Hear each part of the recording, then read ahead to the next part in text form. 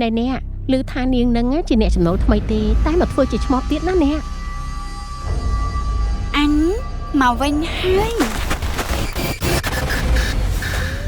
បងប្អូនទាំងអស់គ្នាចាប់ពីពេលនេះតទៅត្រូវតែស្ដាប់តាមខ្ញុំពេលយប់នៅផ្ទះត្រូវបិទទ្វារបិទប្អួយហើយហាមចេញទៅណាទាំងអស់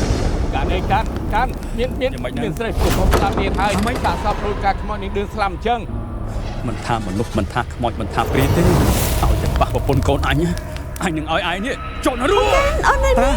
នោះជាប្រពន្ធកូនខ្ញុំថានោះមិនជាប្រពន្ធឯងទេ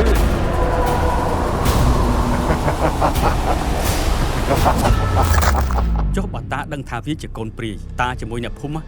មិនចាប់សម្លាប់វាឲ្យដាច់ពូជទៅបើឯងចង់ឲ្យអញដោះលែងប្រពន្ធឯងអូនមកទីនេះធ្វើឯងត្រូវតែឲ្យអញសេកូនឯងកូនរបស់ឯងគឺជាក្មេងចុងក្រោយដែលវាត្រូវតែស៊ីឲ្យបានអត់ទេតាខ្ញុំនឹងទៅរកវាធីតាអូននៅណាធីតាអញចង់ស៊ីវា